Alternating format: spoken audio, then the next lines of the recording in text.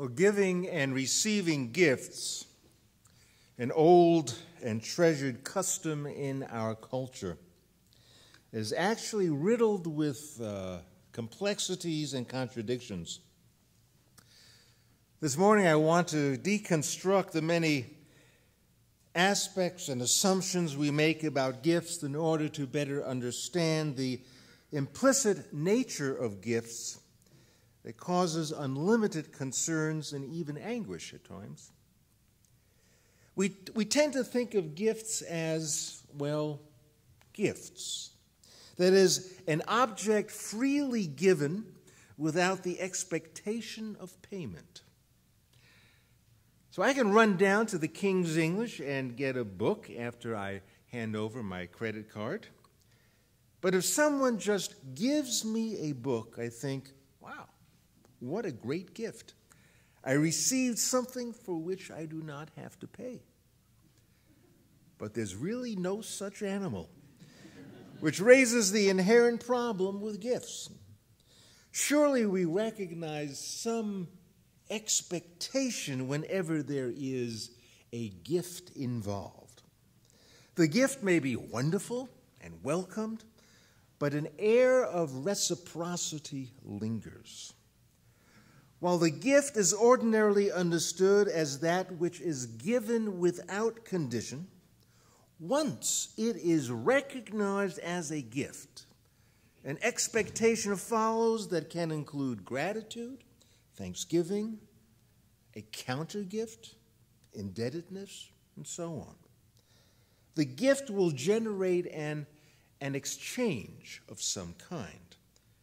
We are bound to a system that always offers something in return. Now, we all know enough about social behavior to understand that the giver of a gift receives something in return. When we are on the receiving end of a gift, the more recognition of the gift, when we are on the receiving end of a gift, the mere recognition of the gift as a gift brings it into circularity. That is a counter gift or a sense of obligation. The gift thing itself does not escape what is referred to as an exchange economy. Once identified as a gift, we are sucked into this circle of return, this exchange economy. Now, on a simple level, we've all surely experienced a surprise visit by a neighbor or acquaintance who drops in unexpectedly just before Christmas to hand us a gift totally out of the blue. We feel some panic or discomfort or likely anger because some expectation of reciprocity hangs in the air. So we stammer something like, gee, I haven't had a chance yet to get you a gift. Or, you know, I've been meaning to take you out to lunch. Why don't we just put that on our calendars first thing in the new year? Or, you shouldn't have, which really translates into, I wish to hell you didn't do this. You have just forced me into this circle of return. I have a very wealthy friend who lives out of town. I'm not complaining nor consider that a problem. However, the extremely lavish dinners to which we are treated when he comes to visit, with vintage wines that date from before I was born, almost, presents a problem in and of itself. My humble note of thanks, or a small offbeat book in return for such excess, sparks a discordant element in the exchange. Since we find ourselves unwittingly in an exchange economy, my small return feels incongruent with the excess I've received.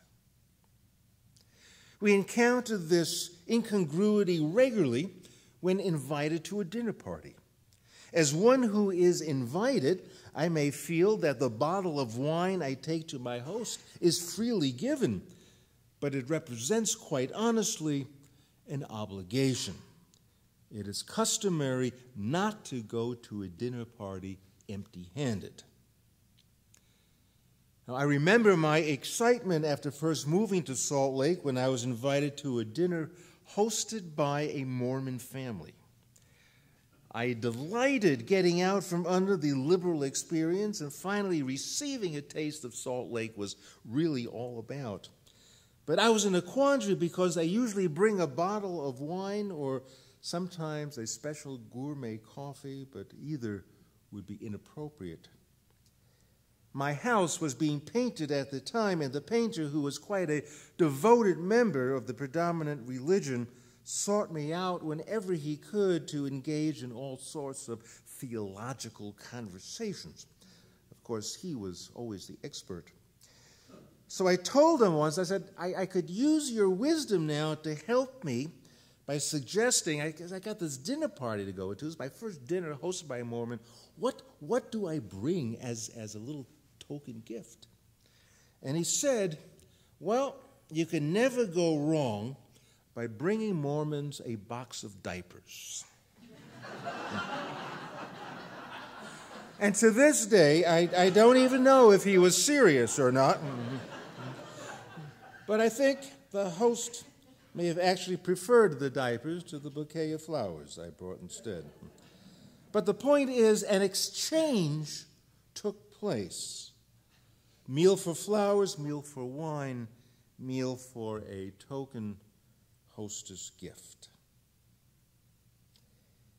If a gift of great excess raises feelings of incongruence in the equation of economic exchange, then pray tell, how do we receive a gift as extraordinary as the creation? Gifts are problematical in that they are inexorably tied to a circle of return. When regarding the splendor of creation that blesses us with air, wildness, and the very home in which we move and exist, how can we conceivably associate this wonder with the economic exchange that surrounds all gifts? Now, our reading this morning gave an example of an honest attempt to break free from the circularity of gifts.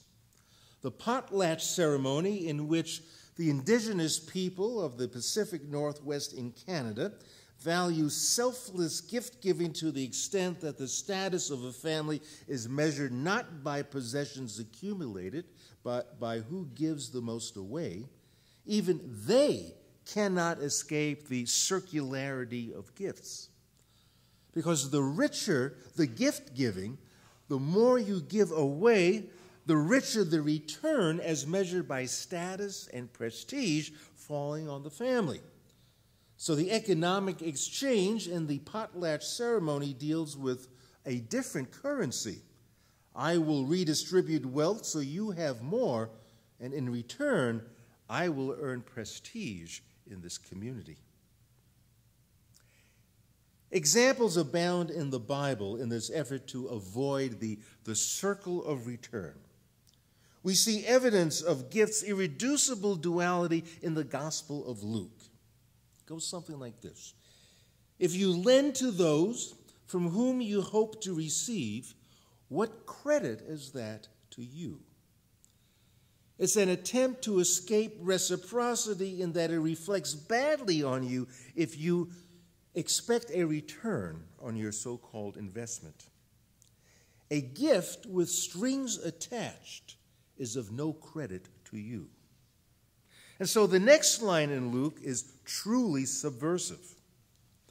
Love your enemies, do good. And what does it mean to do good? Actually, it means gifting others. Love your enemies, do good, and now for the trump card. Expecting nothing in return.